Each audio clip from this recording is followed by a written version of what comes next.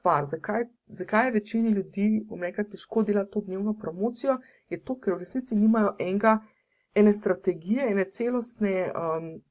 celostnega plana, kaj pravzaprav bojo v teh objavah dajali. Po drugi strani pa to naredijo tako, da v bistvu te objave in vse te zadeve nikamor ne peljajo k neki nadaljni prodaji. Ne? In potem ljudje, ker ne znajo tega narediti, grejo kaj narediti, pišejo in postajo samo prodajne aktivnosti.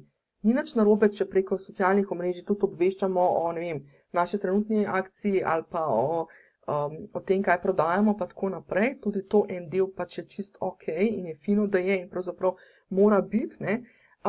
Ampak suma sumarum pač mora biti neka podlaga, o čem sploh pišemo, na kakšne načine pišemo oziroma lahko tudi snemamo in da imamo torej en tak plan.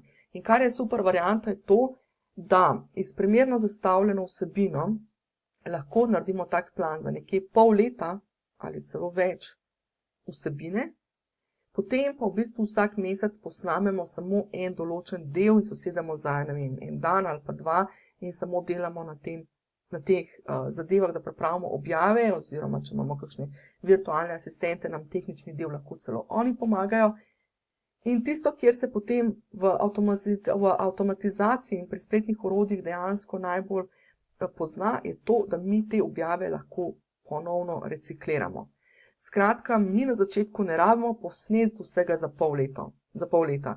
Mi za pol leta naredimo plan za to, da imamo in ta plan mimogrede se lahko naredi v spletnem hubu, vas namreč peljem, kako lahko te zadeve zastavite in običajno je to stvar, ki jo naredimo celo v parih urah. Dobesedno plan za pol leta imaš lahko narejen v parih urah, ne rabiš pa narediti objav za pol leta. V resnici na začetku lahko narediš objave za en mesec, pa jih naslednje 2-3 mesece samo recikliraš.